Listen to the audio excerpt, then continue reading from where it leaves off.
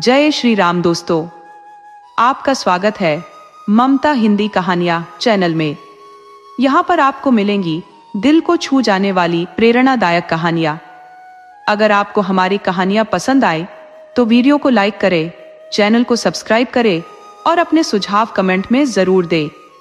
आपके सहयोग से आपका अपना चैनल ज्यादा से ज्यादा लोगों तक पहुंच पाए। धन्यवाद।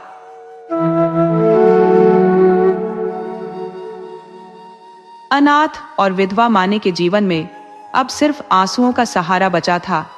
जब वह मात्र 5 साल की थी तभी पिता की परछाई उसके सिर से उठ गई। मां ने बड़ी मुश्किल से उसे पाल पोस कर 16 की उम्र तक पहुंचाया और मोहल्ले वालों की मदद से उसका विवाह भी करवा दिया। पर दुर्भाग्य ने उसका पीछा नहीं छोड़ा। 1 साल के अंदर ही मां और पति दोनों उसे छोड़कर चले गए। इस कठिन घड़ी में उसके चाचा वंशीधर ही एकमात्र सहारा बने। वंशीधर का स्वभाव पहले ही ऐसा नहीं था कि उनसे विशेष सहानुभूति की उम्मीद की जा सके, लेकिन मानी के पास कोई और रास्ता भी नहीं था। वो सब कुछ सहने को तैयार थी, चाहे वह ताने हो, डांट फटकार हो या मारपीट। उसके लिए यह ज्यादा जरूरी था कि उसकी इज्जत सलामत रहे और उसे समाज के लुच्चों शोहदों से बचाव मिले। वंशीधर ने कुल मर्यादा का ख्याल करते हुए मानी को अपने घर में जगह तो दे दी, लेकिन घर में कदम रखते ही मानी को एहसास हो गया कि यह ठिकाना भी लंबे समय तक उसका साथ नहीं देगा। वह दिन रात घर के कामों में जुटी रहती, हर किसी को खुश रखने की कोशिश करती, लेकिन चाचा चाची का रवैया हर वक्त उससे रूखा ही रहता। मानी के आते ही नौकरानी को हटा दिया गया और जो लड़का उसे नहलाने धुलाने का काम करता था उसे भी निकाल दिया गया। इसके बावजूद उसकी सेवा और मेहनत का कोई मूल्य नहीं था। चाचा हर बात पर डांटते, चाची जली कटी सुनाती और उसकी चचेरी बहन ललिता तो बात बात पर उसे गालियां देने लगती। सिर्फ गोकुल, उसका चचेरा भाई, ही ऐसा था जो मानी के दर्द को समझता था। वह उसकी मां के स्वभाव से अच्छी तरह वाकिफ था और खुलेआम मानी का पक्ष लेने से कतराता था, क्योंकि इससे मानी के लिए घर में टिकना और भी मुश्किल हो जाता। फिर भी गोकुल की दिलासा भरी बातें मानी के दिल को सुकून देती। वह अक्सर कहता, बहन, मुझे नौकरी मिल जाने दो, फिर देखना तुम्हारे दुख के दिन खत्म हो जाएंगे। कोई तुम्हारी ओर तिरछी नजर से भी नहीं देखेगा। गोकुल की ये बातें मानी के दिल में जैसे अमृत भर देती। उसका मन गोकुल के लिए आशीर्वादों से भर जाता। आज ललिता की शादी का दिन था। सुबह से ही मेहमानों का आना जाना लगा था। गहनों की झनकार से पूरा घर गूंज रहा था। मानी भी इन खुशियों को देख देख कर दिल से खुश हो रही थी। उसके शरीर पर कोई गहना नहीं था, न ही उसे अच्छे कपड़े पहनने को दिए गए थे। इसके बावजूद उसके चेहरे पर संतोष और खुशी की चमक बरकरार थी। आधी रात बीत चुकी थी। विवाह का शुभ मुहूर्त करीब आ पहुंचा था। जनवासे से चढ़ावे की वस्तुएं भेजी गई। सभी औरतें अत्यंत उत्सुकता से उन वस्तुओं को निहारने लगी। ललिता को गहने पहनाए जाने लगे। मानी के मन में तीव्र इच्छा जगी कि वह वधू को देखे। जो कल तक एक बालिका थी, उसे आज दुल्हन के रूप में देखने का आकर्षण उसके हृदय में उमड़ पड़ा। वह मुस्कुराती हुई कमरे में प्रवेश कर गई। सहसा चाची की झिड़की ने उसे रोक दिया। तुझे यहाँ किसने बुलाया था? निकल यहाँ से। मानी ने अपने जीवन में असंख्य कटु अनुभव सहे थे, पर यह झिड़की उसकी आत्मा को बींध गई। उसका मन उसे धिक्कारने लगा। तेरे छिछोरेपन का यही परिणाम है। यह सुहागिनों के बीच में तेरे आने की क्या आवश्यकता थी? वह अपमानित सी कमरे से बाहर निकली और अकेले में जाकर रोने के लिए ऊपर की ओर बढ़ने लगी। सीढ़ियों पर उसकी भेंट इंद्रनाथ से हो गई। इंद्रनाथ गोकुल का सहपाठी और घनिष्ठ मित्र था। वह भी न्योते में शामिल होने आया था और इस समय गोकुल को खोजने के लिए ऊपर जा रहा था। इंद्रनाथ मानी को 2 बार देख चुका था और यह भी जानता था कि घर में उसके साथ अन्यायपूर्ण व्यवहार किया जाता है। चाची की कठोर बातें उसके कानों में भी पड़ी थी। मानी के चेहरे के भावों को देखकर उसने अनुमान लगाया और उसे सांत्वना देने का निश्चय किया। मगर जब उसने कमरे का दरवाजा भीतर से बंद पाया तो उसकी चिंता बढ़ गई। उसने किवाड़ की दरार से झांक कर देखा। मानी मेज के पास खड़ी रो रही थी। धीरे से उसने कहा, मानी, दरवाजा खोल दो। मानी उसकी आवाज सुनकर सहम गई और कोने में छिपकर गंभीर स्वर में बोली, क्या चाहिए? इंद्रनाथ ने भर्राई हुई आवाज में कहा, तुम्हारे चरणों में विनती करता हूं, मानी, दरवाजा खोल दो। ये स्नेह भरा निवेदन मानी के लिए अद्भुत था। इस निष्ठुर संसार में किसी ने उससे इतनी विनम्रता से कुछ मांगा हो, ये उसने कभी स्वप्न में भी न सोचा था। कांपते हाथों से उसने दरवाजा खोल दिया। इंद्रनाथ कमरे में झपट कर घुसा। उसने देखा, छत से पंखे के कड़े में एक रस्सी बंधी हुई लटक रही थी। उसका हृदय दहल उठा। उसने तुरंत जेब से चाकू निकालकर रस्सी काट दी और व्याकुल स्वर में बोला, क्या कर रही थी मानी? जानती हो इसका क्या परिणाम हो सकता है? मानी ने सिर झुकाकर कहा, इससे बड़ा कोई दंड हो सकता है क्या, जिसकी सूरत देखकर लोग घृणा करते हैं? अगर उसे मरने पर भी दंड मिले तो मैं यही कहूंगी कि ईश्वर के दरबार में न्याय का कोई अस्तित्व नहीं। तुम मेरी हालत को समझ नहीं सकते। इंद्रनाथ की आंखें भीग गईं। मानी की बातों में ऐसा सच्चा कड़वा दर्द छिपा था कि उसका दिल तड़प उठा। वह बोला, हमेशा ऐसे दिन नहीं रहते मानी। अगर तुम ये सोच रही हो कि इस दुनिया में तुम्हारा कोई नहीं है तो ये तुम्हारी भूल है। इस दुनिया में कम से कम एक इंसान ऐसा है जिसके लिए तुम्हारी जान उसकी अपनी जान से भी ज्यादा कीमती है। इसी बीच गोकुल आता दिखा। मानी बिना कुछ कहे कमरे से बाहर चली गई। इंद्रनाथ के शब्दों ने उसके मन में भावनाओं का तूफान पैदा कर दिया। उसका क्या मतलब था यह उसे समझ नहीं आया। फिर भी आज उसे पहली बार अपने जीवन में थोड़ी सी रोशनी नजर आई। उसके अंधेरे भरे जीवन में जैसे एक हल्की किरण झलकने लगी। इंद्रनाथ को वहां बैठे हुए और मानी को कमरे से बाहर जाते देख गोकुल का माथा ठनक गया। उसकी भौहें तन गई। गुस्से में उसने सख्त आवाज में कहा, तुम यहां कब से हो? इंद्रनाथ ने बिना विचलित हुए जवाब दिया, मैं तुम्हें ही ढूंढने आया था। यहां तुम नहीं मिले तो मैं लौटने वाला था। अगर मैं चला गया होता तो अभी ये कमरा बंद मिलता और पंखे के कड़े से लटकती हुई एक लाश नजर आती। गोकुल को लगा कि यह अपनी हरकत छिपाने के लिए झूठ का सहारा ले रहा है। उसने तेज आवाज में कहा, मुझे नहीं लगा था कि तुम इतना बड़ा धोखा दोगे। इंद्रनाथ का चेहरा गुस्से से लाल हो गया। वह खड़ा हो गया और आवेश में बोला, मुझे भी नहीं लगा था कि तुम मेरे ऊपर इतना बड़ा इल्जाम लगाओगे। मुझे अंदाजा नहीं था कि तुम मुझे इतना गिरा हुआ और चालाक समझते हो। मानी, तुम्हारे लिए चाहे तिरस्कार की चीज हो, लेकिन मेरे लिए वह इज्जत और श्रद्धा की प्रतीक है और हमेशा रहेगी।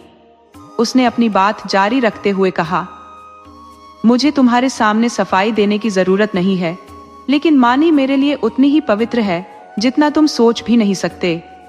मैं ये बातें इस वक्त नहीं कहना चाहता था।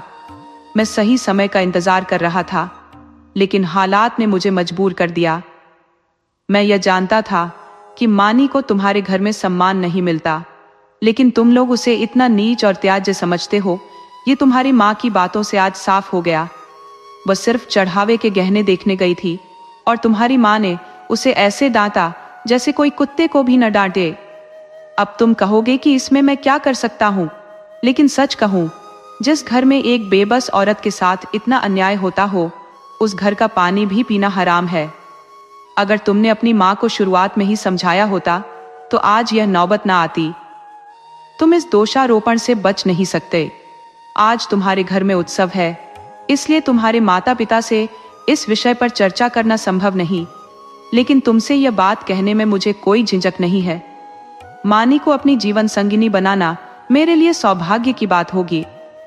मैंने सोचा था कि पहले अपने हालात को स्थिर कर लूं, फिर यह प्रस्ताव रखूंगा, लेकिन अब डर है कि अगर और देर की तो शायद मानी मेरे हाथ से निकल जाए। इसीलिए तुम्हें और तुम्हारे परिवार को किसी प्रकार की चिंता से मुक्त करने के लिए मैं आज ही यह प्रस्ताव कर रहा हूं। इंद्रनाथ की बातों ने गोकुल के दिल में गहरी चोट की। उसे इंद्रनाथ के प्रति पहले कभी इतनी श्रद्धा महसूस नहीं हुई थी। अपने संदेह पर वह बेहद शर्मिंदा हुआ। उसने यह भी समझा कि अपनी मां के डर से मानी के मामले में चुप्पी साधे रहकर उसने कायरता का प्रदर्शन किया है। ये केवल उसकी कायरता थी और कुछ नहीं। कुछ हिचकिचाते हुए वह बोला, अगर अम्मा ने मानी को इस तरह डांटा तो ये उनकी नासमझी है। मैं उनसे सही समय पर इस बारे में जरूर बात करूंगा। इंद्रनाथ ने दृढ़ स्वर में कहा, अब पूछने और सोचने का समय नहीं है। मैं चाहता हूं कि तुम मानी से बात करके जल्द से जल्द मुझे सूचित करो। मैं नहीं चाहता कि वह यहां एक पल भी और रहे। आज मुझे समझ आया कि वह स्वाभिमानी और गरिमामयी प्रकृति की महिला है। सच कहूं तो मैं उसके स्वभाव से अत्यधिक प्रभावित हूं। ऐसी महिला अन्याय सहन नहीं कर सकती। गोकुल ने थोड़ा डरते हुए पूछा, लेकिन तुम्हें पता है ना, वह विधवा है। जब हम किसी से बड़ा उपकार पाते हैं तो अपने सभी दोष उसके सामने खोल कर रख देते हैं, ताकि उसे यह दिखा सके कि हम उसकी कृपा के लायक नहीं है। इंद्रनाथ ने हल्की मुस्कान के साथ कहा, जानता हूं, यह सुन चुका हूं, और शायद इसी कारण मैंने अब तक तुम्हारे बाबूजी से कुछ कहने का साहस नहीं किया। लेकिन अगर मैं यह न भी जानता, तब भी इससे मेरे निर्णय पर कोई प्रभाव नहीं पड़ता। मानी केवल विधवा ही नहीं, अगर समाज के नजरिए से वह अछूत हो या उससे भी गिरा हुआ कुछ समझा जाए, तो भी मेरे लिए वह एक अद्वितीय नारी है। हम छोटे छोटे कार्यों के लिए अनुभवी व्यक्तियों की तलाश करते हैं, लेकिन जिसके साथ हमें जीवन यात्रा करनी है, उसमें अनुभव को दोष मान लेते हैं। मैं इस अन्यायपूर्ण धारणा को स्वीकार करने वालों में नहीं हूं। संसार में आज तक ऐसा कोई विद्यालय नहीं खुला जो विपत्ति से बढ़कर अनुभव सिखा सके। जिसने इस विद्यालय में शिक्षा प्राप्त कर ली, उसके हाथों में जीवन की बागडोर सौंपने में कोई जोखिम नहीं है। किसी महिला का विधवा होना मेरे दृष्टिकोण से दोष नहीं, बल्कि एक गुण है। गोकुल ने पूछा, लेकिन तुम्हारे घर के लोग क्या कहेंगे? इंद्रनाथ ने मुस्कुराते हुए जवाब दिया, मैं अपने परिवार वालों को इतना अज्ञानी नहीं मानता कि वे इस पर कोई आपत्ति करेंगे। लेकिन अगर वे विरोध भी करें, तो भी मैं अपनी किस्मत का फैसला खुद करना पसंद करूंगा। मेरे बड़ों का मुझ पर कई अधिकार है और बहुत सी बातों में मैं उनकी इच्छाओं को नियम मानता हूं। मगर जहां बात मेरे आत्मिक उत्थान और जीवन की सार्थकता की हो, वहां मैं किसी के दबाव को स्वीकार नहीं करता। मैं इस गर्व को जीना चाहता हूं कि मैं अपने जीवन का खुद निर्माता हूं। गोकुल ने थोड़ी हिचक के साथ पूछा, और अगर मानी ने इनकार कर दिया तो? यह सवाल सुनते ही इंद्रनाथ हल्का सा हंस पड़े। बोले, तुम इस समय बच्चों जैसी बातें कर रहे हो गोकुल। ये तो पहले से मालूम है कि मानी इतनी आसानी से हाँ नहीं कहेगी। वह इस घर में ताने सुन लेगी, डांट फटकार सह लेगी, मगर यही रहेगी। सदियों के संस्कारों को मिटा देना इतना सरल नहीं होता। हमें उसे मानने पर मजबूर करना पड़ेगा। उसके दिल और दिमाग से उन पुराने विचारों को हटाना होगा।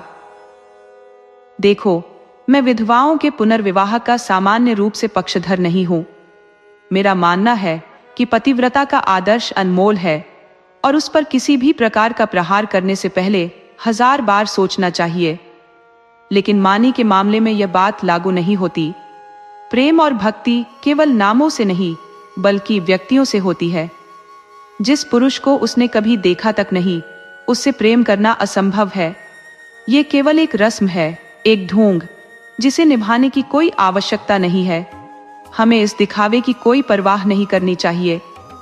इसके बाद इंद्रनाथ ने गोकुल को थोड़ा गंभीर होकर कहा, खैर, लगता है कोई तुम्हें बुला रहा है। मैं भी अब चलता हूं, लेकिन ध्यान रखना, कहीं ऐसा ना हो कि तुम संकोच में फंसकर सोचते ही रह जाओ और वक्त निकल जाए। 2-3 दिन में फिर मिलूंगा। गोकुल ने उसे गले लगाते हुए कहा, मैं परसों खुद ही आऊंगा। बारात विदा हो चुकी थी। मेहमान भी जा चुके थे। रात के 9 बज चुके थे। शादी के बाद की गहरी नींद की कहानियां मशहूर हैं। घर के सारे लोग शाम से ही सो रहे थे। कोई चारपाई पर, कोई तख्त पर, तो कोई जमीन पर। जहां जगह मिली वहीं सो गया। केवल मानी ही थी जो घर की देखभाल कर रही थी। ऊपर गोकुल अपने कमरे में बैठा हुआ कोई समाचार पढ़ रहा था। अचानक गोकुल ने आवाज लगाई, मानी, 1 गिलास ठंडा पानी लाना, प्यास लगी है। मानी पानी लेकर ऊपर पहुंची। उसने गिलास मेज पर रखा और लौटने ही वाली थी कि गोकुल ने कहा, जरा रुको मानी, मुझे तुमसे कुछ बात करनी है। आधी रात बीत चुकी थी। विवाह का शुभ मुहूर्त करीब आ पहुंचा था। जनवासे से चढ़ावे की वस्तुएं भेजी गई। सभी औरतें अत्यंत उत्सुकता से उन वस्तुओं को निहारने लगी। ललिता को गहने पहनाए जाने लगे। मानी के मन में तीव्र इच्छा जगी कि वह वधू को देखे। जो कल तक एक बालिका थी, उसे आज दुल्हन के रूप में देखने का आकर्षण उसके हृदय में उमड़ पड़ा। वह मुस्कुराती हुई कमरे में प्रवेश कर गई। सहसा चाची की झड़की ने उसे रोक दिया। तुझे यहाँ किसने बुलाया था? निकल यहाँ से। मानी ने अपने जीवन में असंख्य कटु अनुभव सहे थे, पर यह झिड़की उसकी आत्मा को बींध गई। उसका मन उसे धिक्कारने लगा। तेरे छिछौरेपन का यही परिणाम है। यह सुहागिनों के बीच में तेरे आने की क्या आवश्यकता थी? वह अपमानित सी कमरे से बाहर निकली और अकेले में जाकर रोने के लिए ऊपर की ओर बढ़ने लगी। सीढ़ियों पर उसकी भेंट इंद्रनाथ से हो गई। इंद्रनाथ गोकुल का सहपाठी और घनिष्ठ मित्र था। वह भी न्योते में शामिल होने आया था और इस समय गोकुल को खोजने के लिए ऊपर जा रहा था। इंद्रनाथ मानी को 2 बार देख चुका था और यह भी जानता था कि घर में उसके साथ अन्यायपूर्ण व्यवहार किया जाता है।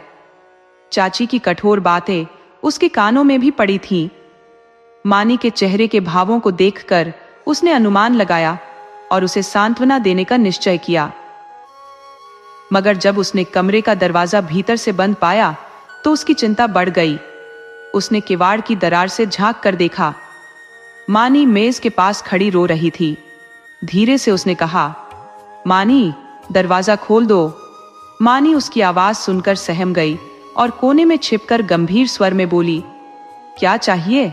इंद्रनाथ ने भर्राई हुई आवाज में कहा, तुम्हारे चरणों में विनती करता हूं मानी, दरवाजा खोल दो। ये स्नेह भरा निवेदन मानी के लिए अद्भुत था। इस निष्ठुर संसार में किसी ने उससे इतनी विनम्रता से कुछ मांगा हो, ये उसने कभी स्वप्न में भी न सोचा था। कांपते हाथों से उसने दरवाजा खोल दिया। इंद्रनाथ कमरे में झपट कर घुसा। उसने देखा छत से पंखे के कड़े में एक रस्सी बंधी हुई लटक रही थी। उसका हृदय दहल उठा। उसने तुरंत जेब से चाकू निकालकर रस्सी काट दी और व्याकुल स्वर में बोला, क्या कर रही थी मानी? जानती हो इसका क्या परिणाम हो सकता है? मानी ने सिर झुकाकर कहा, इससे बड़ा कोई दंड हो सकता है क्या, जिसकी सूरत देखकर लोग घृणा करते हैं?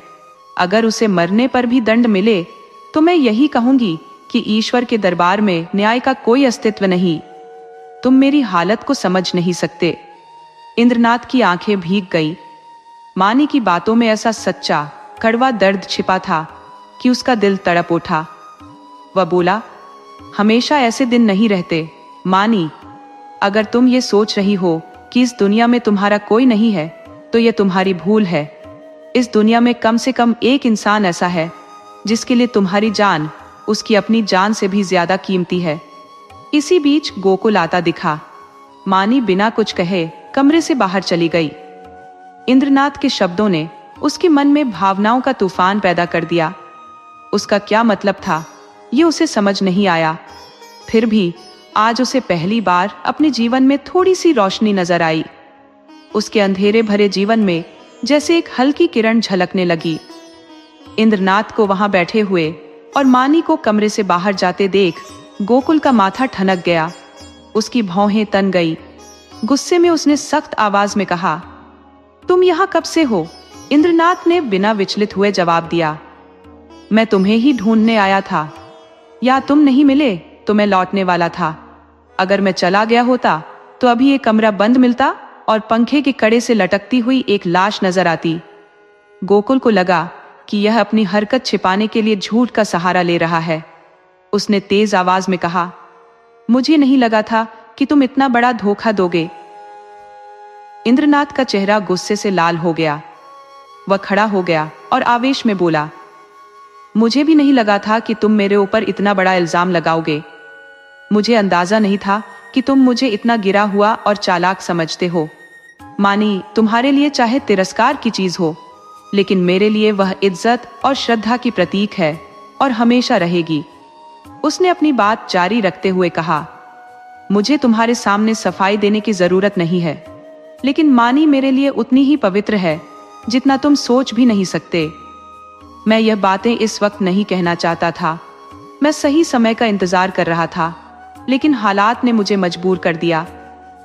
मैं ये जानता था कि मानी को तुम्हारे घर में सम्मान नहीं मिलता, लेकिन तुम लोग उसे इतना नीच और त्याज्य समझते हो, ये तुम्हारी माँ की बातों से आज साफ हो गया। वह सिर्फ चढ़ावे के गहने देखने गई थी और तुम्हारी माँ ने उसे ऐसे डांटा जैसे कोई कुत्ते को भी न डांटे। अब तुम कहोगे कि इसमें मैं क्या कर सकता हूँ, लेकिन सच कहूँ, जिस घर में एक बेबस औरत के साथ इतना अन्याय होता हो, उस घर का पानी भी पीना हराम है। अगर तुमने अपनी माँ को शुरुआत में ही समझाया होता तो आज यह नौबत ना आती। तुम इस दोषारोपण से बच नहीं सकते। आज तुम्हारे घर में उत्सव है, इसलिए तुम्हारे माता पिता से इस विषय पर चर्चा करना संभव नहीं, लेकिन तुमसे यह बात कहने में मुझे कोई झिझक नहीं है। मानी को अपनी जीवन संगिनी बनाना मेरे लिए सौभाग्य की बात होगी।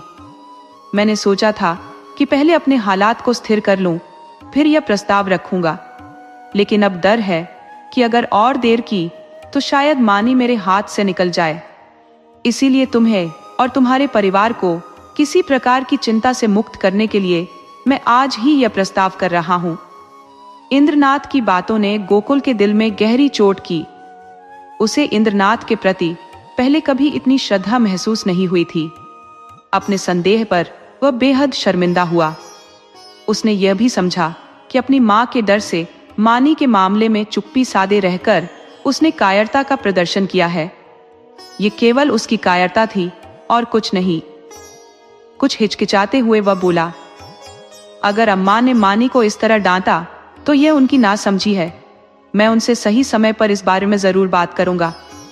इंद्रनाथ ने दृढ़ स्वर में कहा, अब पूछने और सोचने का समय नहीं है।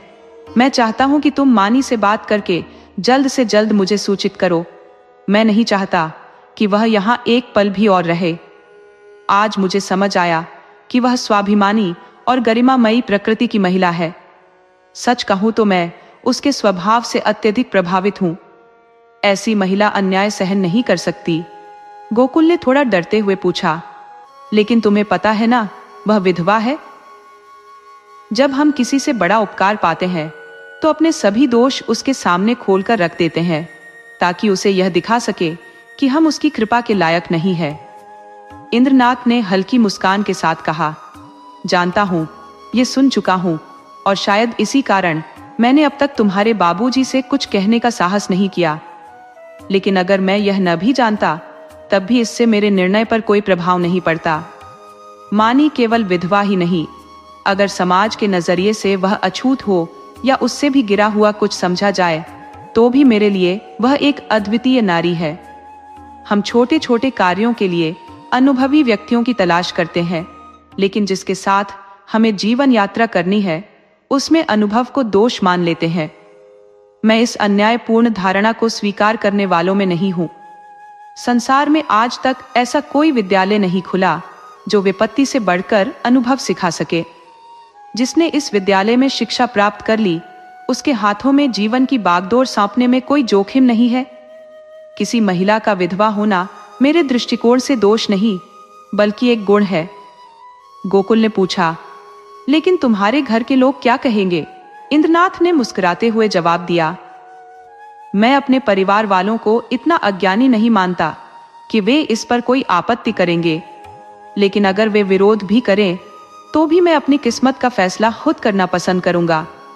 मेरे बड़ों का मुझ पर कई अधिकार है और बहुत सी बातों में मैं उनकी इच्छाओं को नियम मानता हूं, मगर जहां बात मेरे आत्मिक उत्थान और जीवन की सार्थकता की हो, वहां मैं किसी के दबाव को स्वीकार नहीं करता। मैं इस गर्व को जीना चाहता हूं कि मैं अपने जीवन का खुद निर्माता हूं। गोकुल ने थोड़ी हिचक के साथ पूछा, और अगर मानी ने इनकार कर दिया तो? यह सवाल सुनते ही इंद्रनाथ हल्का सा हंस पड़े। बोले, तुम इस समय बच्चों जैसी बातें कर रहे हो गोकुल। ये तो पहले से मालूम है कि मानी इतनी आसानी से हाँ नहीं कहेगी। वह इस घर में ताने सुन लेगी, डांट फटकार सह लेगी, मगर यहीं रहेगी। सदियों के संस्कारों को मिटा देना इतना सरल नहीं होता। हमें उसे मानने पर मजबूर करना पड़ेगा।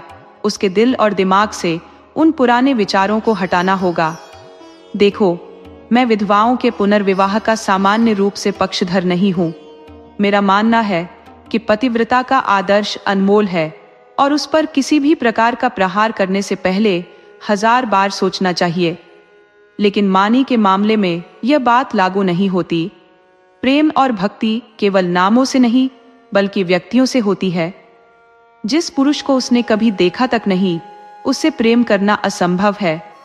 ये केवल एक रस्म है, एक ढोंग, जिसे निभाने की कोई आवश्यकता नहीं है। हमें इस दिखावे की कोई परवाह नहीं करनी चाहिए। इसके बाद इंद्रनाथ ने गोकुल को थोड़ा गंभीर होकर कहा, खैर, लगता है कोई तुम्हें बुला रहा है। मैं भी अब चलता हूँ, लेकिन ध्यान रखना, कहीं ऐसा ना हो कि तुम संकोच में फंसकर सोचते ही रह जाओ और वक्त निकल जाए। 2-3 दिन में फिर मिलूंगा। गोकुल ने उसे गले लगाते हुए कहा, मैं परसों खुद ही आऊंगा। बारात विदा हो चुकी थी, मेहमान भी जा चुके थे। रात के 9 बज चुके थे। शादी के बाद की गहरी नींद की कहानियां मशहूर हैं। घर के सारे लोग शाम से ही सो रहे थे। कोई चारपाई पर, कोई तख्त पर, तो कोई जमीन पर। जहां जगह मिली वहीं सो गया। केवल मानी ही थी जो घर की देखभाल कर रही थी। ऊपर गोकुल अपने कमरे में बैठा हुआ कोई समाचार पढ़ रहा था। अचानक गोकुल ने आवाज लगाई, मानी, एक गिलास ठंडा पानी लाना, प्यास लगी है। मानी पानी लेकर ऊपर पहुंची। उसने गिलास मेज पर रखा और लौटने ही वाली थी कि गोकुल ने कहा, जरा रुको मानी, मुझे तुमसे कुछ बात करनी है। मानी ने ठंडी आवाज में कहा, अभी वक्त नहीं है भैया, सारा घर बेसुध पड़ा है। अगर कोई भीतर आ जाए तो लौटा थाली तक न बचेगी। गोकुल ने मुस्कुराते हुए तंज कसा, घुस आने दो। अगर मैं तुम्हारी जगह होता तो चोरों के साथ मिलकर चोरी करवा देता। मुझे अभी इसी पल इंद्रनाथ से मिलना है। मैंने उससे मिलने का वादा किया है। देखो, टाल मटोल मत करो। जो पूछ रहा हूं उसका साफ साफ जवाब दो। देर हुई तो वह बेचैन हो जाएगा। क्या तुम्हें पता है कि इंद्रनाथ तुम्हें चाहता है? मानी ने मुंह फेरते हुए जवाब दिया, क्या यही सुनाने के लिए बुलाया था? मुझे कुछ नहीं पता। गोकुल ने गंभीर होकर कहा, खैर, यह तुम जानो और वह जाने, मगर वह तुमसे विवाह करना चाहता है। वैदिक रीति से विवाह। क्या तुम इसे स्वीकार करोगी? मानी का चेहरा शर्म से झुक गया। उसका गला सूख गया और वह कुछ न कह सकी। गोकुल ने आगे कहा, दादा और अम्माओं को इस बारे में कुछ नहीं बताया गया। इसका कारण तुम बखूबी समझती हो। वे तुम्हें ताने मार मार कर जलाकर राख कर देंगे, मगर शादी की अनुमति कभी नहीं देंगे। उनके लिए यह उनकी इज्जत का सवाल है। अब यह फैसला तुम्हारे हाथ में है। मैं तो यही मानता हूं कि तुम्हें इसे स्वीकार कर लेना चाहिए। इंद्रनाथ तुमसे सच्चा प्रेम करता है। वह बेदाग चरित्र का आदमी है और निडर भी। उसे डर छू तक नहीं गया है। मुझे तुम्हें सुखी देखकर बेहद खुशी होगी। मानी के दिल में हलचल हो रही थी, लेकिन वह चुप रही। गोकुल ने झुंझलाकर कहा, देखो मानी, ये चुप्पी साधने का वक्त नहीं है। आखिर सोच क्या रही हो? मानी ने कांपते हुए स्वर में कहा, हाँ। गोकुल के चेहरे पर मुस्कान खिल उठी। उसके दिल का बोझ हल्का हो गया, लेकिन मानी शर्म से भाग खड़ी हुई। शाम को गोकुल ने मां से कहा, अम्मा, इंद्रनाथ के घर आज कोई खास आयोजन है। उसकी मां अकेली परेशान हो रही थी कि सारा काम कैसे निपटेगा। मैंने कहा, मैं मानी को कल भेज दूंगा। आपकी अनुमति हो तो मानी को पहुंचा दूं। वह कल परसों तक लौट आएगी। उसी समय मानी कमरे में आ गई। गोकुल ने उसकी ओर कनखियों से देखा। मानी की नजरें झुक गई और उसे भागने का कोई रास्ता न मिला। मां ने कहा, मुझसे क्यों पूछते हो? वह जाना चाहती है तो ले जाओ। गोकुल ने मानी से कहा, तैयार हो जाओ, तुम्हें इंद्रनाथ के घर चलना है। मानी ने धीमे स्वर में विरोध किया, मेरा मन ठीक नहीं है, मैं नहीं जाऊंगी। गोकुल की मां ने झिड़कते हुए कहा, जाने में क्या हर्ज है? वहां कोई पहाड़ तो नहीं खोदना है। मानी ने एक सफेद साड़ी पहनी और ताने पर बैठ गई। उसका दिल धड़क रहा था। आंखों में बार बार आंसू आ रहे थे। उसे लग रहा था जैसे वह नदी में डूबने जा रही हो। तांगा थोड़ी दूर ही पहुंचा था कि मानी ने व्याकुल होकर कहा, भैया, मेरा दिल अजीब सा हो रहा है। चलो घर लौट चलो, मैं तुम्हारे पैर पड़ती हूँ। गोकुल ने खींचते हुए कहा, तू पागल हो गई है क्या? वहां सब लोग तेरे इंतजार में बैठे हैं और तू कह रही है वापस चले। मानी ने कांपते स्वर में कहा, मुझे ऐसा लग रहा है जैसे कुछ अनहोनी होने वाली है। गोकुल ने मुस्कुराकर कहा, और मेरा दिल कह रहा है कि तू रानी बनने जा रही है। मानी ने आंसुओं को रोकते हुए कहा, 10-5 दिन रुक क्यों नहीं जाते? कह देना मानी बीमार है। गोकुल ने सख्ती से कहा, बेवकूफी की बातें मत कर। मानी ने फिर कहा, लोग कितना हंसेंगे। गोकुल ने शांत भाव से जवाब दिया, मैं अच्छे काम में किसी की हंसी की परवाह नहीं करता। मानी ने गहरी सांस लेते हुए कहा, अम्मा तुम्हें घर में घुसने नहीं देंगी, मेरी वजह से तुम्हें भी सुनना पड़ेगा। गोकुल ने दृढ़ता से कहा, इसकी मुझे कोई परवाह नहीं, अम्मा तो हमेशा ऐसा ही करती है। तांगा आखिरकार पहुंच गया। इंद्रनाथ की मां, जो गंभीर स्वभाव की महिला थी, बाहर आई और मानी को उतारकर अपने साथ भीतर ले गई। गोकुल जब घर लौटा तो रात के 11 बज चुके थे। उसके मन में 2 भाव उमड़ रहे थे। एक तरफ शुभ कार्य के पूरा होने का संतोष था, तो दूसरी तरफ यह चिंता कि अगर मानी ने कल आने से इनकार कर दिया तो लोगों को क्या जवाब दूंगा। उसने सोचा कि अब इस बात को साफ साफ कह देना ही ठीक होगा, छिपाने का कोई फायदा नहीं। आज नहीं तो कल सच सामने आना ही है, फिर क्यों ना आज ही कह दूं। ये तय करके वह घर के अंदर गया। मां ने दरवाजा खोलते ही झिड़का, इतनी रात तक कहां मर रहे थे, उसे भी क्यों नहीं लाए? कल सुबह चौका बर्तन कौन करेगा? गोकुल ने सिर झुकाते हुए धीमे स्वर में कहा, वह शायद अब वापस ना आए अम्मा, उसका वहीं रहने का इंतजाम हो गया है। मां ने आश्चर्य और गुस्से से आंखें फाड़कर कहा, क्या बक रहा है? वहां वह कैसे रह सकती है? गोकुल ने साहस जुटाकर कहा, इंद्रनाथ से उसका विवाह हो गया है। मां जैसे आसमान से गिरी, उनके होश उड़ गए और मुंह से लगातार उलाहने और गालियां निकलने लगी। कुलच्छनी, भड़वा, हरामजादा, न जाने क्या क्या कह दिया। गोकुल ने पहले चुपचाप सुना, लेकिन जब बात हद से गुजर गई तो उसका चेहरा गुस्से से लाल हो गया। त्योरियां चढ़ गई और उसने कड़कते हुए कहा, बस करो अम्मा, अब मुझसे और बर्दाश्त नहीं होता। अगर मैंने कुछ गलत किया होता तो आपकी मार खाकर भी सिर झुका लेता, लेकिन मैंने कोई गलती नहीं की। मैंने वही किया जो मेरा फर्ज था, जो हर भले इंसान को करना चाहिए। आप नासमझ है और दुख के साथ कहना पड़ रहा है कि पिताजी भी यही करते रहे। आप दोनों ने मानी की जिंदगी को नर्क बना दिया था। तुमने उसे ऐसी सख्त सजाएं दी जो कोई अपने दुश्मन को भी न देगा, सिर्फ इसलिए कि वह तुम्हारी शरण में थी, सिर्फ इसलिए कि वह बेचारी अनाथ थी। अब वह तुम्हारी गालियां खाने कभी वापस नहीं आएगी। जिस दिन तुम्हारे घर शादी का माहौल था, तुम्हारे ही एक कड़वे शब्द ने उसे इतना आहत किया कि वह जान देने को तैयार हो गई। अगर उस वक्त इंद्रनाथ ऊपर न पहुंचते तो आज हम सब, तुम और सारा परिवार जेल में बैठे होते। मां ने तीखे ताने कसते हुए कहा, वाह, क्या होनहार बेटा पैदा किया है जिसने पूरे घर को संकट से बचा लिया। क्यों ना हो, अब तो बहन की बारी है। कुछ ही दिनों में मुझे भी किसी के गले बांध देना ताकि तुम्हारी चांदी हो जाए। यही तो सबसे अच्छा धंधा है, पढ़ाई लिखाई किस काम की। गोकुल इस व्यंग्य से अंदर तक झुलस गया। उसकी आत्मा तक घायल हो गई। कांपती आवाज में बोला, भगवान न करे कि किसी बच्चे का जन्म तुम्हारे जैसी मां के गर्भ से हो। तुम्हारा चेहरा देखना भी पाप है। ये कहते हुए वह घर से बाहर निकल पड़ा, जैसे उसे कोई होश ना हो। तेज हवाएं चल रही थीं, लेकिन उसे ऐसा महसूस हो रहा था कि सांस लेने के लिए हवा भी नहीं बची। सप्ताह बीत गया, पर गोकुल का कहीं कोई अता पता नहीं था। इस बीच इंद्रनाथ को बंबई में एक नौकरी मिल गई थी। वह वहां चला गया। उसने सोचा कि वहां व्यवस्था जमने के बाद अपनी मां को तार भेजेगा ताकि सास और बहू वहां आ सके। वंशीधर को शुरुआत में शक हुआ कि गोकुल इंद्रनाथ के घर छिपा हो सकता है, पर जब वहां भी कोई खबर नहीं मिली तो उन्होंने पूरे शहर में पूछताछ शुरू की। जो भी परिचित, दोस्त, रिश्तेदार थे, सबके यहाँ गए, पर हर जगह से निराशा हाथ लगी। दिन भर दौड़ धूप करने के बाद जब शाम को घर लौटते तो अपनी पत्नी पर गुस्सा निकालते, पानी पी पी कर कोसते, तुम्हें कभी अक्ल आएगी भी या नहीं? चली गई थी चुड़ैल, जाने देती।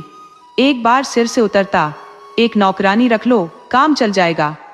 जब वह नहीं थी तो क्या घर में सब भूखे मर रहे थे? विधवाओं के पुनर्विवाह अब हर जगह हो रहे हैं। यह कोई अजूबा नहीं है। हमारे बस में होता तो इन विधवा विवाह के समर्थकों को देश से निकाल देते, शाप देकर राख कर देते, लेकिन यह सब हमारे हाथ में नहीं है। और तुमसे इतना भी नहीं हो पाया कि मुझसे पूछ लेती, मैं जो उचित समझता करता। क्या तुम्हें लगा कि मैं दफ्तर से लौटकर कभी घर आऊंगा ही नहीं, वहीं मर जाऊंगा? बस लड़के पर टूट पड़ी, अब बैठकर रो, जितना रो सकती हो रो लो। संध्या का समय था।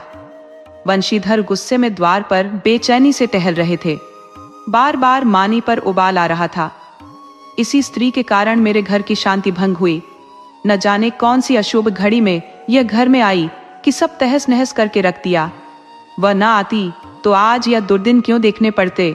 मेरा गोकुल कितना होनहार, कितना तेजस्वी बालक था, न जाने कहाँ चला गया। तभी एक वृद्धा पास आई और बोली, बाबू साहब, ये खत लाई हूं, ले लीजिए। वंशीधर ने तुरंत उत्सुकता से पत्र झपट लिया। उनकी धड़कनें तेज हो गईं। मन में आशा जगी कि शायद यह गोकुल का लिखा हुआ होगा। अंधेरे में कुछ स्पष्ट नहीं दिखा। उन्होंने पूछा, यह पत्र कहाँ से लाई? बुढ़िया ने कहा, जो बाबू हुस्नेगंज में रहते हैं, बंबई में नौकरी करते हैं, उन्हीं की बहू ने भेजा है। वंशीधर ने तेजी से कमरे में जाकर दीपक जलाया और पत्र पढ़ने लगे। यह मानी का लिखा हुआ पत्र था। उसमें लिखा था, पूज्य चाचा जी, आपकी अभागिनी मानी का प्रणाम स्वीकार करें। मुझे यह जानकर बहुत दुख हुआ कि गोकुल भैया घर छोड़कर चले गए हैं और उनका अब तक कोई पता नहीं है। यह सब मेरी ही वजह से हुआ। जो दाग मेरे नाम पर लगना था वह भी लग गया। आपके दुख का कारण बनकर मुझे अत्यंत ग्लानि हो रही है, लेकिन मुझे विश्वास है कि भैया अवश्य लौटेंगे। मैं आज रात 9 बजे वाली गाड़ी से बंबई जा रही हूँ। मुझसे जो भी भूल हुई हो, कृपया उसे क्षमा करें। चाची जी को मेरा प्रणाम कह दीजिएगा। मेरी भगवान से यही प्रार्थना है कि गोकुल भैया जल्द ही सुरक्षित घर लौट आए। यदि ईश्वर की कृपा हुई तो भैया के विवाह के अवसर पर आपके चरणों में उपस्थित होंगी। आपकी मानी। वंशीधर ने पत्र को गुस्से में फाड़कर टुकड़े टुकड़े कर दिया। घड़ी देखी तो 8 बज रहे थे। वह तुरंत तैयार हुए, सड़क पर जाकर एक तांगा लिया और स्टेशन की ओर रवाना हो गए। स्टेशन पर बंबई मेल तैयार खड़ी थी। यात्रियों में हलचल मची हुई थी। खोमचे वालों की आवाजें शोर में डूबी जा रही थी। गाड़ी के चलने में अब चंद ही पल बचे थे। मानी और उसकी सास एक जनाने डिब्बे में बैठी थी। मानी की आंखें आंसुओं से भरी हुई थी और वह खिड़की से बाहर देख रही थी।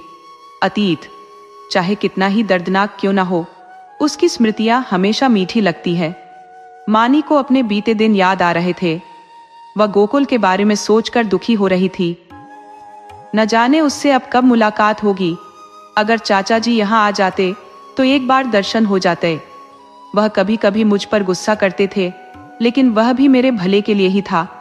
अब वह नहीं आएंगे। गाड़ी छूटने का समय हो चला है। कैसे आएंगे? समाज में खलबली मच जाएगी। भगवान की मर्जी होगी तो अगली बार जब यहाँ आऊंगी तब उनके दर्शन अवश्य करूंगी। एकाएक मानी ने लाला वंशीधर को सामने आते देखा। वह गाड़ी से उतरकर खड़ी हो गई और चाचा जी की ओर बढ़ने लगी। वह उनके चरणों में गिरना चाहती थी, लेकिन वंशीधर तुरंत पीछे हट गए। आंखें तरेरते हुए बोले, मुझे मत छू, दूर रह, अभागिनी कहीं की। मुंह पर कालिख लगाकर मुझे चिट्ठियां लिखती है। तुझे मौत क्यों नहीं आती? तूने मेरे कुल का सर्वनाश कर दिया। गोकुल का आज तक कोई अता पता नहीं है। तेरे कारण वह घर छोड़कर चला गया और तू अब भी मेरी छाती पर मूंग दलने बैठी है। तेरे लिए गंगा का पानी भी कम पड़ जाएगा। अगर मैं जानता कि तू इतनी कुल्लटा और हरजाई निकलेगी तो पहले ही दिन तेरा गला घोंट देता। अब अपनी भक्ति दिखाने आई है। तेरे जैसी पापिनों का मर जाना ही अच्छा है, जिससे धरती का बोझ थोड़ा कम हो।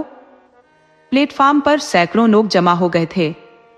वंशीधर निर्लज्ज भाव से लगातार गालियों की बौछार कर रहे थे। किसी को यह समझ नहीं आ रहा था कि माजरा क्या है, लेकिन मन ही मन हर कोई लाला को धिक्कार रहा था। मानी, जो अब तक पत्थर की मूर्ति जैसी खड़ी थी, मानो वहीं जम गई। उसके स्वाभिमान का चूरा चूरा हो गया। ऐसा लग रहा था कि धरती फट जाए और वह उसमें समा जाए। उसकी आत्मा यह चाह रही थी कि कोई वज्र गिरकर उसके इस अधम जीवन का अंत कर दे। इतने लोगों के सामने उसका आत्मसम्मान धूल में मिल गया। उसकी आंखों से आंसुओं की एक भी बूंद न निकली। उसके दिल में आंसू नहीं थे। वहां तो जैसे कोई दावानल धधक रहा था, जो उसकी चेतना को जलाता हुआ मस्तिष्क तक पहुंच गया। इस दुनिया में इससे अधिक अभागा जीवन और कौन होगा। सास ने पुकारा, बहू अंदर आ जाओ। गाड़ी चल पड़ी तो माता ने कहा, इतना बेशर्म आदमी तो मैंने कभी नहीं देखा। मुझे तो ऐसा गुस्सा आ रहा था कि उसका मुंह नोच लूं। मानी ने सिर ऊपर नहीं उठाया। माता फिर बोली, न जाने इन कुसंस्कारी लोगों को अकल कब आएगी। अब तो मरने के दिन भी पास आ गए हैं। पूछो इनसे, अगर तेरा लड़का भाग गया तो इसमें हम क्या करें। ऐसे पापी न होते तो ये विपदा क्यों आती। मानी ने अब भी चुप्पी साध रखी थी। शायद उसे कुछ सुनाई ही नहीं दे रहा था, या फिर वह अपने अस्तित्व को ही भूल चुकी थी। उसकी नजर खिड़की से बाहर अंधकार में टिकी हुई थी। उसे वहां जाने क्या दिखाई दे रहा था। कानपुर आया। माता ने पूछा, बेटी कुछ खा लेगी? थोड़ी सी मिठाई खा ले, 10 बज गए हैं। मानी ने धीरे से कहा, अभी भूख नहीं है अम्मा, बाद में खा लूंगी। माताजी सो गई। मानी भी बिस्तर पर लेट गई, लेकिन चाचा जी का क्रोध से भरा चेहरा उसकी आंखों के सामने घूम रहा था और उनके कटु शब्द कानों में बार बार गूंज रहे थे। आह, क्या मैं सचमुच इतनी नीच हूं, इतनी गिरी हुई कि मेरे मर जाने से पृथ्वी का भार हल्का हो जाएगा। उन्होंने कहा था, अगर अपने माँ बाप की बेटी है तो फिर कभी मुंह मत दिखाना। ठीक है, न दिखाऊंगी। जिस मुंह पर ऐसी कालिक पुती हो, उसे किसी के सामने लाने की चाह भी क्यों होगी। गाड़ी अंधेरे को चीरती हुई आगे बढ़ रही थी। मानी ने अपने ट्रंक को खोला, अंदर से अपने आभूषण निकाले और उन्हें समेटकर ट्रंक में रख दिया। फिर उसने इंद्रनाथ का चित्र निकाला और देर तक उसे निहारती रही। उसकी आंखों में गर्व का एक हल्का सा उजाला झलका। उसने धीरे से तस्वीर रख दी और खुद से बुदबुदाई, नहीं नहीं, मैं तुम्हारे जीवन को कलंकित नहीं कर सकती। तुम मेरे लिए देवता के समान हो। तुमने मुझ पर दया दिखाई, मुझे अपनाया, लेकिन मैं तुम्हें शर्मिंदा नहीं करूंगी। वो आगे कहने लगी, तुमने मेरे पापों का भार अपने कंधों पर ले लिया, लेकिन मैं तुम्हारे जीवन का बोझ नहीं बनना चाहती। तुम मुझे लेकर सब अपमान, निंदा और अवहेलना झेल लोगे, लेकिन मैं तुम्हारी प्रतिष्ठा पर दाग नहीं लगने दूंगी। गाड़ी तेजी से भागती रही। मानी खिड़की से आकाश की ओर देखती रही। तारों को निहारते निहारते ऐसा लगा जैसे सारे तारे एक एक करके गायब हो गए। फिर उस अंधेरे में उसे अपनी मां का उज्जवल स्वरूप दिखा, इतना प्रत्यक्ष, इतना सजीव कि वह एकदम चौंक कर अपनी आंखें बंद कर बैठी। रात कितनी बीत चुकी थी, कोई अंदाजा नहीं। अचानक दरवाजा खुलने की आहट से माताजी की नींद टूट गई। गाड़ी अपनी पूरी रफ्तार से भाग रही थी, लेकिन बहू का कहीं पता नहीं था।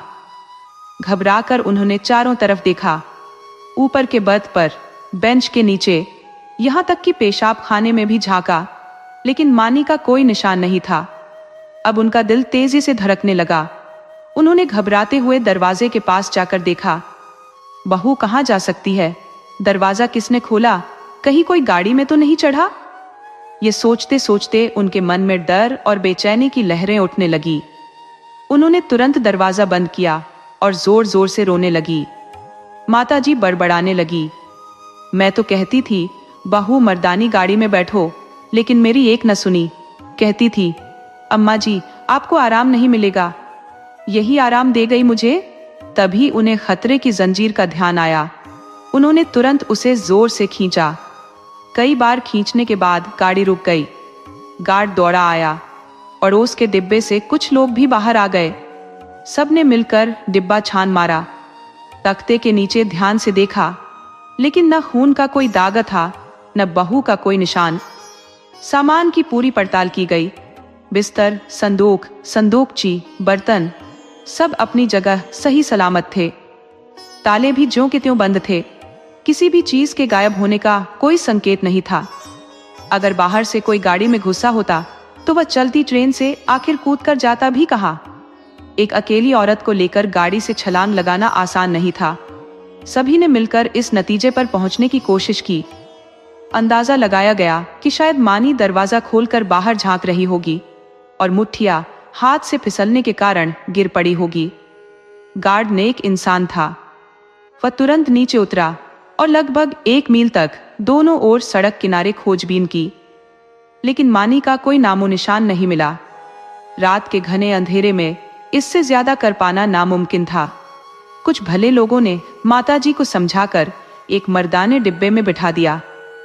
तय हुआ कि अगला स्टेशन आने पर माताजी उतर जाएंगी और सुबह की पहली रोशनी में तलाश फिर से शुरू की जाएगी।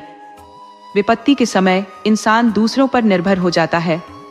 माताजी कभी एक शख्स की तरफ देखती तो कभी दूसरे की ओर। उनकी आंखों में एक गहरी याचना थी, मानो हर किसी से मूक भाषा में कह रही हो, कोई मेरी बच्ची को खोज कर क्यों नहीं लाता? वह तो अभी घर से निकली थी, उसकी चुंदरी तक मैली नहीं हुई थी।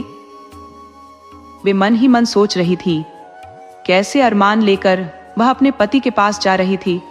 काश कोई उस दुष्ट वंशीधर को जाकर कहे, देख तेरी मुराद पूरी हो गई, जो तू चाहता था वह हो गया, अब भी क्या तेरा दिल नहीं पसीजता? माताजी उदास और बेसहारा सी बैठी रो रही थी और गाड़ी अंधकार को चीरते हुए भागी जा रही थी। रविवार की शाम थी। इंद्रनाथ अपने घर की छत पर 2-3 दोस्तों के साथ बैठे थे। हल्की फुल्की बातें चल रही थी।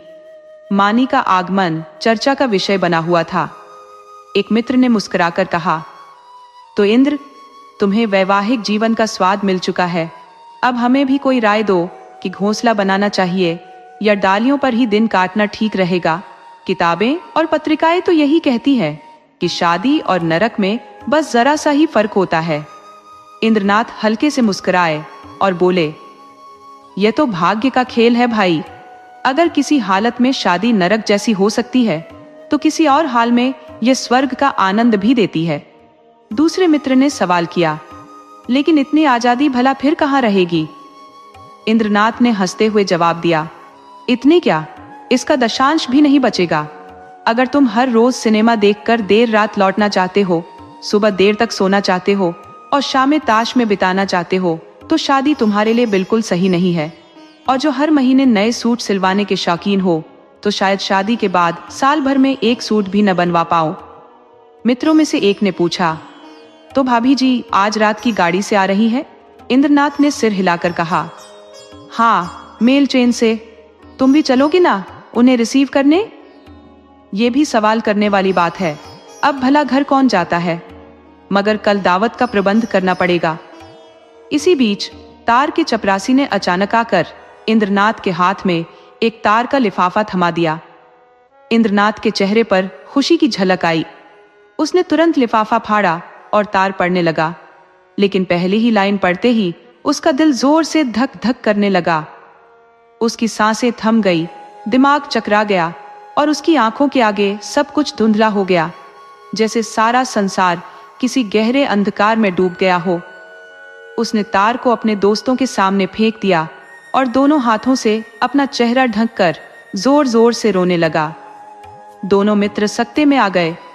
एक ने तार उठाया और उसे पढ़ते ही दीवार की ओर टकटकी लगाए खड़े रह गए।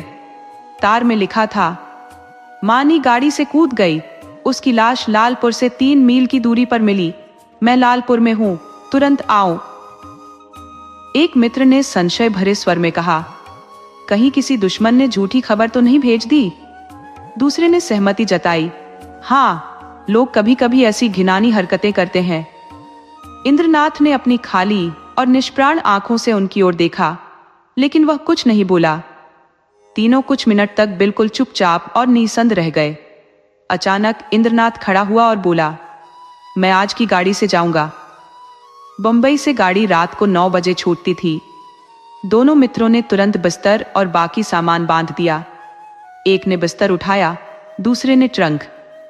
इंद्रनाथ ने जल्दी से कपड़े बदले और स्टेशन की ओर रवाना हो गया। उसकी आंखों में निराशा थी, जबकि पीछे छूट रही आशा रो रही थी।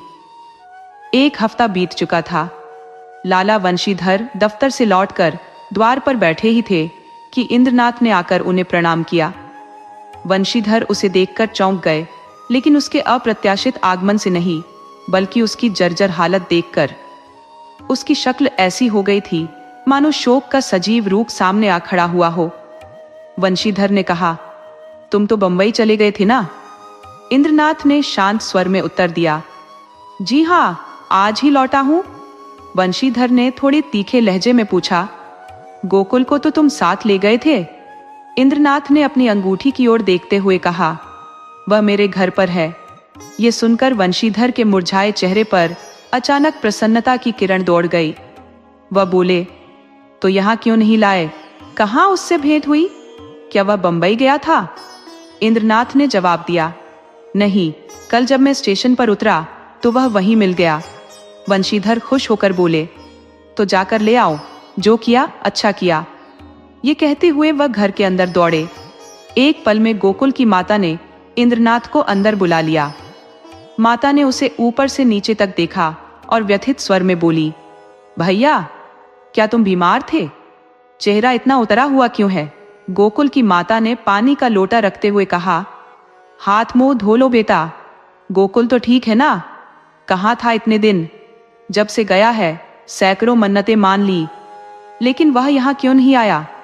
इंद्रनाथ ने हाथ मुंह धोते हुए जवाब दिया, मैंने तो कहा था चलो, मगर डर के मारे आने को तैयार नहीं हुआ। माता ने सवाल किया, इतने दिन कहाँ रहा? कहता था कि गांव देहातों में घूमता रहा। इंद्रनाथ ने जवाब दिया, तो तुम अकेले ही बंबई से आए हो? नहीं, अम्मा भी साथ आई है। माता ने कुछ झिझकते हुए पूछा, मानी तो ठीक है ना? इंद्रनाथ ने हल्के से मुस्कुराते हुए कहा, हाँ, अब वह बड़े आराम में है। इस दुनिया के झंझटों से पूरी तरह मुक्त हो गई। माता ने उसकी बात पर अविश्वास जताते हुए कहा, अरे झूठे कहीं के, बेचारी को कोस रहा है। लेकिन इतनी जल्दी बंबई से लौट क्यों आए? इंद्रनाथ ने चेहरे पर बनावटी मुस्कान लाते हुए कहा, क्या करता? माताजी का तार बंबई में मिला कि मानी ने गाड़ी से कूदकर जान दे दी। उसकी लाश लालपुर में मिली थी। दौड़ा दौड़ा वहां पहुंचा, वहीं अंतिम संस्कार किया। अब घर लौट आया हूं, मेरी गलती माफ कर दीजिए। ये कहते कहते उसकी आवाज भारी हो गई। आंसुओं ने उसका गला रोक दिया। उसने जेब से एक पत्र निकाला और माता के सामने रख दिया। बोला, यह पत्र उसके संदूक में मिला था। गोकुल की माता कुछ देर तक शून्य में ताकती रही, जैसे उनका दिल भारी हो गया हो। शोक और गहरे पछतावे ने उन्हें जकड़ लिया। फिर उन्होंने पत्र उठाया और पढ़ने लगी, स्वामी, जब यह पत्र आपके हाथ में पहुंचेगा, मैं इस संसार को छोड़ चुकी होंगी।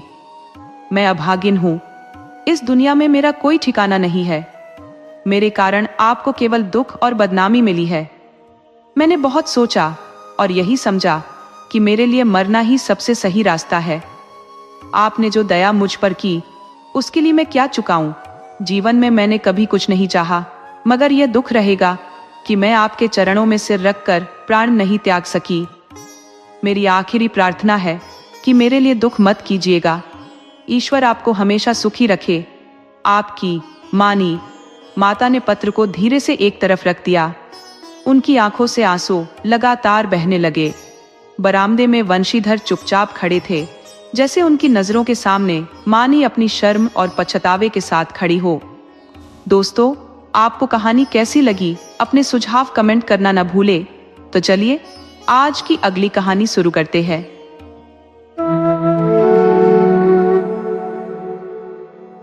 युवक का नाम केशव था और युवती का नाम प्रेमा।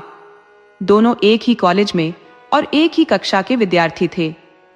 केशव नए विचारों का पक्षधर था और जात पात जैसी रूढ़ियों का घोर विरोधी। वहीं प्रेमा परंपरागत आदर्शों की अनुयायी थी, जो पुरानी मर्यादाओं और प्रथाओं में अटूट विश्वास रखती थी। फिर भी उनके बीच प्रगाढ़ प्रेम का अंकुर फूटा, जो पूरे कॉलेज में चर्चा का विषय बन गया।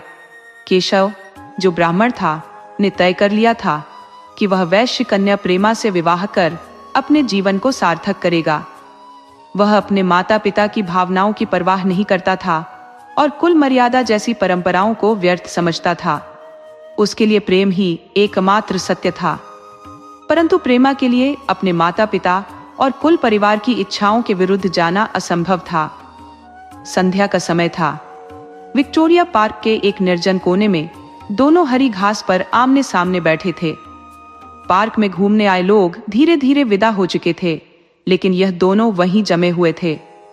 उनके बीच एक ऐसा संवाद चल रहा था जो किसी निष्कर्ष पर पहुंचने का नाम नहीं ले रहा था। केशव ने थोड़ी झुंझलाहट भरे स्वर में कहा, इसका मतलब यह हुआ कि तुम्हें मेरी कोई परवाह नहीं है? प्रेमा ने शांत स्वर में उसे समझाने की कोशिश करते हुए कहा, तुम मेरे साथ अन्याय कर रहे हो केशव, लेकिन यह विषय मैं माता पिता के सामने कैसे उठाऊं, ये मेरी समझ से परे है। वे पुरानी परंपराओं के प्रति गहरे समर्पित हैं।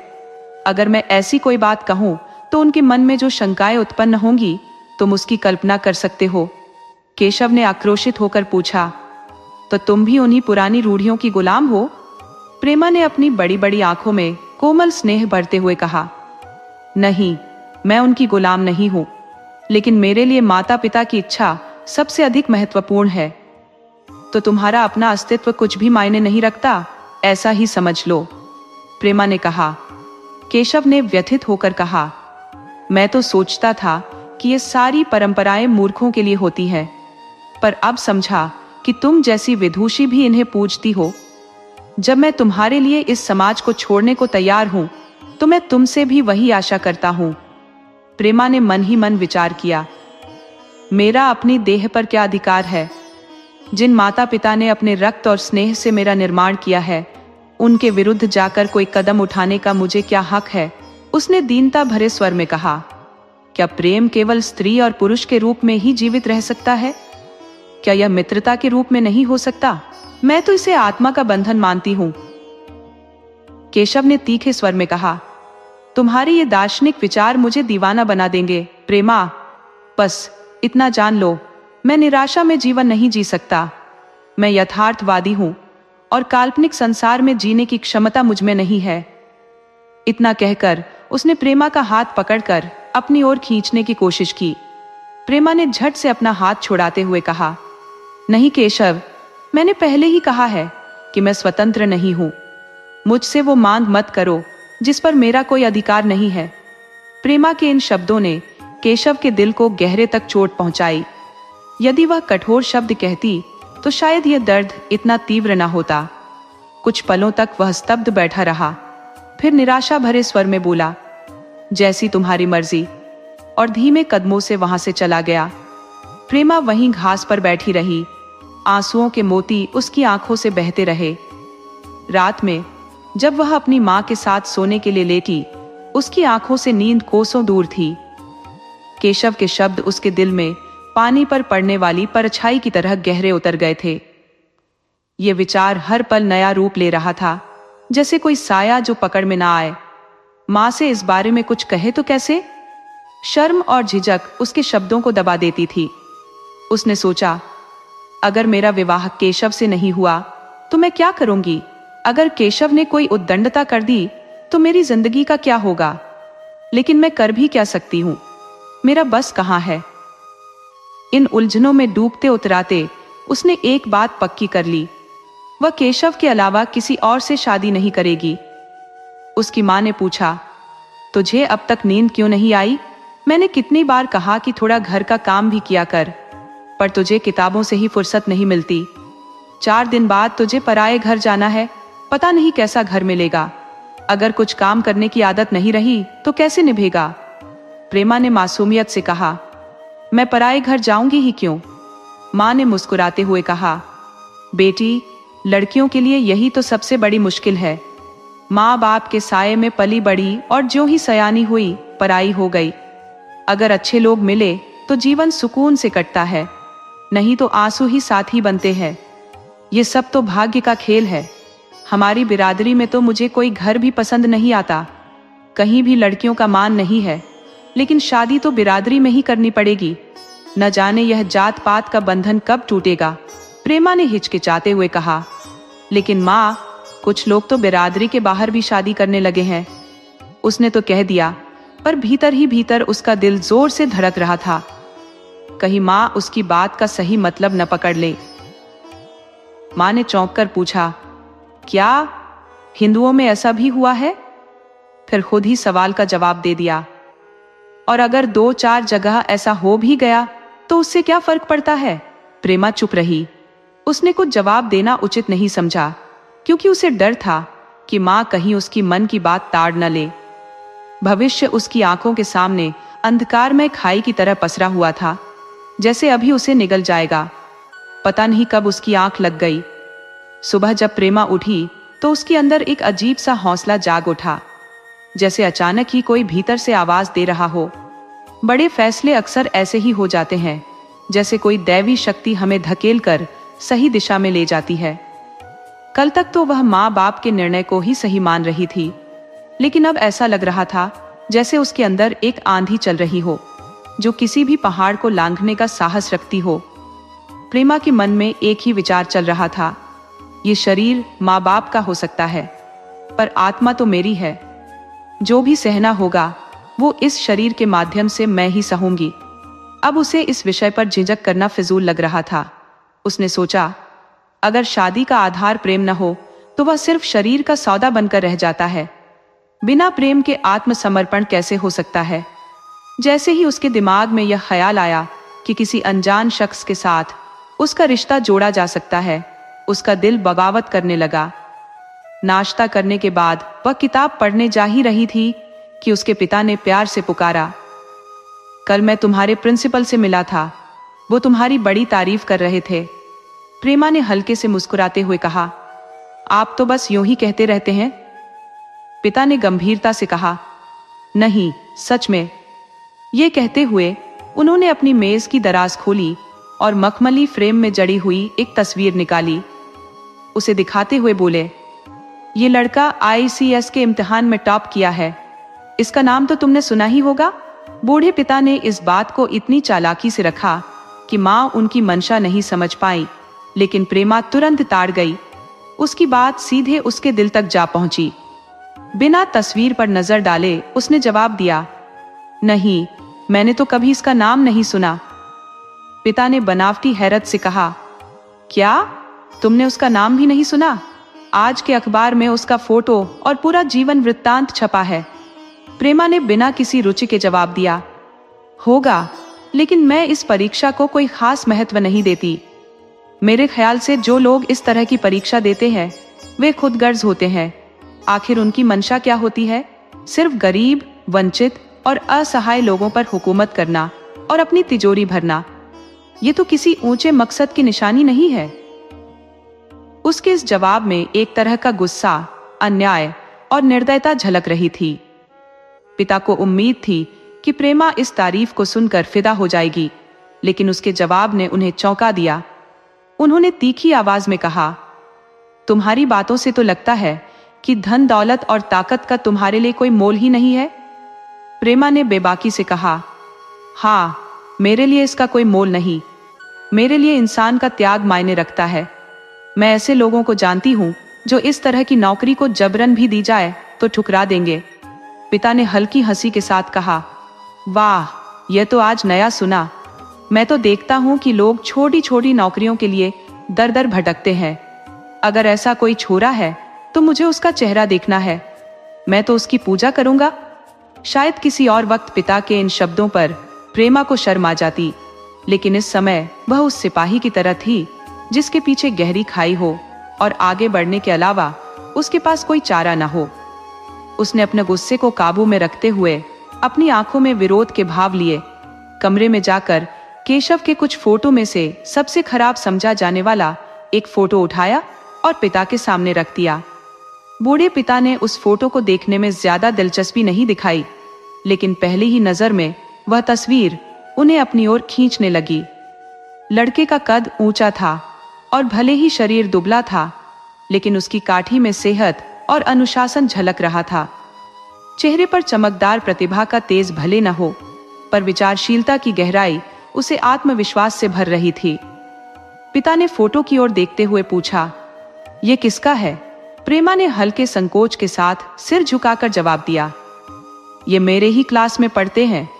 पिता ने सवाल किया, "अपनी ही बिरादरी का है?" प्रेमा का चेहरा एकदम मुरझा गया। यह सवाल ऐसा था जो उसकी जिंदगी का फैसला करने वाला था। उसे अफसोस हुआ कि उसने यह तस्वीर यहाँ क्यों लाकर रख दी। उस एक पल के लिए जो आत्मविश्वास उसके भीतर उभरा था, वह इस चुभते हुए सवाल के सामने काफूर हो गया। धीमी आवाज में उसने कहा, "जी नहीं, वह ब्राह्मण है।" इतना कहते ही वह कमरे से ऐसे बाहर निकल गई जैसे वहां की हवा उसे घोंट रही हो। दीवार की आड़ में जाकर वह फूट फूट कर रोने लगी। लालाजी का गुस्सा तो 7वें आसमान पर था। उन्होंने सोचा, प्रेमा को बुलाकर साफ कह दें कि यह रिश्ता नामुमकिन है। गुस्से में दरवाजे तक गए, लेकिन रोती हुई प्रेमा को देखकर उनका कठोर मन पिघल गया। उन्हें समझ आ गया कि प्रेमा के दिल में उस युवक के लिए कितनी गहराई से भावना बस गई है। लालाजी हमेशा से स्त्री शिक्षा के प्रबल समर्थक रहे थे, लेकिन अपनी जाति और परिवार की मर्यादा उनके लिए सर्वोपरि थी। अपनी जाति के किसी योग्य लड़के के लिए वे सब कुछ कुर्बान कर सकते थे, लेकिन जाति के बाहर की बात उनके लिए अस्वीकार्य थी। इससे बड़ा अपमान उनकी कल्पना में भी नहीं था। उन्होंने कठोर आवाज में कहा, "आज से तुम्हारा कॉलेज जाना बंद। अगर शिक्षा का मतलब है कि कुल की मर्यादा डुबोना, तो ऐसी शिक्षा की जरूरत नहीं।" प्रेमा ने रूंधे गले से कहा, "परीक्षा तो सिर पर है।" लालाजी ने ठंडे स्वर में कहा, "आने दो।" इसके बाद वे अपने कमरे में जाकर विचारों के सागर में डूब गए। 6 महीने बीत गए। एक दिन लालाजी ने घर आकर अपनी पत्नी को अकेले में बुलाया और गंभीरता से बोले, "जहां तक मैं जानता हूं, केशव बहुत ही सुसंस्कृत और प्रतिभाशाली लड़का है। मुझे तो लगता है अगर हम यूं ही अड़े रहे तो प्रेमा इस गम में अपनी जान दे देगी। मैंने समझाया, तुमने समझाया, औरों ने भी समझाया, लेकिन उस पर कोई असर नहीं हुआ। अब ऐसे हालात में हमारे पास और क्या रास्ता बचता है?" पत्नी ने चिंतित होकर कहा, "कर तो दोगे, लेकिन समाज क्या कहेगा? न जाने किस अभागिन की परछाई मेरी कोख पर पड़ी।" लालाजी ने भौहें चढ़ाकर गंभीरता से कहा, "यह ताना तो मैं 1000 बार सुन चुका हूं, लेकिन कब तक कुल मर्यादा की यह लकीर पीटते रहेंगे? अगर परिंदे के पंख लगा दिए जाएं, तो क्या उसे आसमान में उड़ने से रोका जा सकता है? मैंने ठंडे दिमाग से इस पर विचार किया है और इस नतीजे पर पहुंचा हूं कि हमें इसे स्वीकार करना होगा। कुल की मर्यादा के नाम पर मैं अपनी बेटी को मरने नहीं दे सकता। लोग हंसेंगे, हंसने दो, पर वह दिन दूर नहीं जब ये सभी जंजीरें टूट जाएंगी। आज के दौर में सैकड़ों शादियां जात पात के बंधन तोड़कर हो चुकी हैं। अगर विवाह का असली मकसद स्त्री पुरुष के सुखद और संतोषजनक जीवन का आधार बनाना है, तो प्रेमा की भावना की उपेक्षा नहीं की जा सकती। बुजुर्ग महिला ने नाराजगी में कहा, "जब तुम्हें अपना ही फैसला करना है तो मुझसे क्यों पूछते हो? लेकिन मैं साफ कह देती हूँ कि इस शादी में मेरा कोई दखल नहीं होगा। मैं उस लड़की का चेहरा तक देखना गवारा नहीं करूंगी। मेरे लिए तो मानो वह मर चुकी है।" लालाजी ने शांति से पूछा, "तो फिर आपकी राय में क्या करना चाहिए?" बुजुर्ग महिला ने तुनक कर कहा, "क्यों नहीं उस लड़के से शादी करवा देते? उसमें क्या कमी है? 2 साल में सिविल सेवा में पहुंच जाएगा। केशव के पास रखा ही क्या है? ज्यादा से ज्यादा किसी दफ्तर में क्लर्क बन जाएगा। और अगर प्रेमा अपनी जान ले ले तो ले ले। तुम तो उसे और शह देते हो। जब उसे हमारी कोई परवाह नहीं, तो हम क्यों अपनी इज्जत दांव पर लगाए? जान देना कोई बच्चों का खेल नहीं है। ये सब धमकियां है। मन का घोड़ा जब तक लगाम न डालो, बेलगाम ही दौड़ेगा। जब उसका मन ऐसा है, तो कौन कहे कि वह केशव के साथ सारी उम्र निभा लेगी? जिस तरह आज उससे लगाव है, कल किसी और से हो सकता है। तो क्या अपनी इज्जत का सौदा करना चाहते हो? लाला जी ने गंभीर नजरों से कहा। और अगर वह खुद जाकर केशव से शादी कर ले तो आप क्या करेंगे? तब आपकी कितनी इज्जत बचेगी? वह शायद संकोच या हमारे डर से बैठी है, लेकिन अगर उसने ठान लिया तो हम आप कुछ भी नहीं कर पाएंगे। इस सवाल ने बुजुर्ग महिला के होश उड़ा दिए। यह संभावना उसके ख्याल में भी नहीं थी। सवाल उसके दिमाग पर ऐसा गिरा मानो बम का धमाका हो गया हो। वह कुछ पल के लिए चुप और स्तब्ध बैठी रही, फिर हार कर बोली, तुम्हें तो अजीब अजीब बातें सूझती हैं। मैंने आज तक नहीं सुना कि किसी कुलीन लड़की ने अपनी मर्जी से शादी की हो। आपने न सुना हो, लेकिन मैंने देखा है, और यह हो सकता है। जिस दिन ऐसा होगा उस दिन मुझे मरा हुआ ही पाओगे। मैं यह नहीं कह रहा कि ऐसा होगा ही, लेकिन ऐसा संभव है। तो जब ऐसा होना ही है तो इससे बेहतर है कि हम ही इसका प्रबंध करें। जब नाक कटनी ही है तो कम से कम अपनी मर्जी से कटे। कल केशव को बुलाकर पूछो उसकी क्या राय है।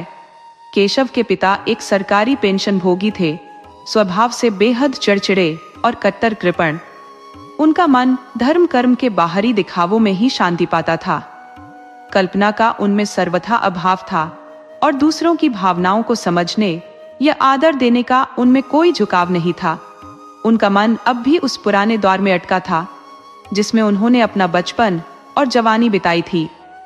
नए जमाने की बदलती हवा को वे विनाशकारी मानते थे, और अपने घर को उससे बचाने के लिए वे हर संभव कोशिश करते थे। एक दिन जब प्रेमा के पिता उनके पास पहुंचे और केशव वो प्रेमा के विवाह का प्रस्ताव रखा, तो बूढ़े पंडित जी आग बबूला हो उठे। उनकी धुंधली आंखें चौड़ी हो गई और वे गुस्से में बोले, क्या आप भंग खाकर आए हैं? ऐसा बेमेल संबंध और कुछ हो सकता है, पर विवाह नहीं। लगता है आपको भी इस नए युग की हवा लग गई है। प्रेमा के पिता ने शांति से जवाब दिया, मुझे भी ऐसा संबंध पसंद नहीं। मेरे विचार भी आपके जैसे ही हैं, पर हालात ऐसे हैं कि मुझे आपके पास आना पड़ा। आजकल के लड़के लड़कियां बहुत स्वच्छंद हो गए हैं। हम बूढ़े लोगों के लिए अपने सिद्धांतों को बनाए रखना कठिन हो गया है। मुझे डर है कि कहीं ये दोनों निराश होकर अपनी जान न गंवा दे। ये सुनते ही पंडित जी गुस्से में जमीन पर पांव पटकते हुए गरजे, आप क्या कह रही हैं? शर्म नहीं आती आपको? हम ब्राह्मण हैं, वह भी कुलीन ब्राह्मण। चाहे ब्राह्मण कितना ही पतित क्यों न हो जाए, वह अपनी मर्यादा इतनी भी नहीं गिराएगा कि किसी बनिए की लड़की से विवाह करे। जिस दिन ब्राह्मणों में लड़कियों की कमी हो जाएगी, उस दिन ऐसी समस्या खड़ी हो सकती है। लेकिन मैं पूछता हूँ, आपको मुझसे यह बात कहने की हिम्मत कैसे हुई? जितना प्रेमा के पिता झुकने की कोशिश करते, उतना ही पंडित जी और भड़कते। आखिरकार लाला जी ने और अपमान सहने के बजाय वहां से हट जाना बेहतर समझा और अपने भाग्य को कोसते हुए लौट गए। उसी समय केशव कॉलेज से घर लौटा। पंडित जी ने उसे बुलाकर खड़े स्वर में कहा, मैंने सुना है कि तुमने किसी बनिए की लड़की से विवाह कर लिया है। ये बात सच है या झूठ? केशव ने अनजान बनने की कोशिश करते हुए पूछा। आपसे किसने कहा? पंडित जी गुस्से से बोले। किसी ने कहा? मैं पूछ रहा हूं, ये सच है या नहीं? अगर यह सच है और तुमने अपनी मर्यादा को मिट्टी में मिलाने का ठान लिया है, तो फिर इस घर में तुम्हारे लिए कोई जगह नहीं। मेरी कमाई का एक पैसा भी तुम्हें न मिलेगा। मेरे पास जो भी संपत्ति है वो मेरी मेहनत की कमाई है, और यह मेरा अधिकार है कि मैं उसे जिसे चाहूं उसे सौंप दूं। तुमने अगर मर्यादा के विपरीत आचरण किया तो मेरे घर में तुम्हारे लिए कोई स्थान नहीं। केशव अपने पिता के स्वभाव को भली भांति समझता था। उसे प्रेमा से गहरा लगाव था और वह छुपकर उसे विवाह करने का मन बना चुका था। उसे विश्वास था कि मां का स्नेह उसके पक्ष में रहेगा और समय के साथ पिता का गुस्सा भी शांत हो जाएगा। वह अपने प्रेम के लिए हर कठिनाई सहने को तैयार दिखता था, लेकिन जैसे युद्ध के मैदान में एक कमजोर सिपाही बंदूक के सामने पहुंचकर हिम्मत खो देता है, वैसा ही हाल केशव का था। सिद्धांतों पर लंबी लंबी बातें करना, अपने विचारों की वकालत करना तो उसे आता था, लेकिन उन पर डटकर खड़ा रहने और त्याग करने की शक्ति उसमें न थी। उसे डर था कि अगर उसने पिता की इच्छा के विरुद्ध कदम उठाया तो तो उसका भविष्य अंधकारमय हो जाएगा। उसने दबे स्वर में कहा, जिसने यह बात आपको बताई है उसने झूठ कहा है। पंडित जी ने तीखी नजरों से घूरते हुए पूछा, तो यह खबर बिल्कुल गलत है? जी हाँ, बिल्कुल गलत। पंडित जी ने कढ़ाई से कहा, तो आज ही इस वक्त उस बनिए को खत लिख दो और याद रखना, अगर ऐसी चर्चा दोबारा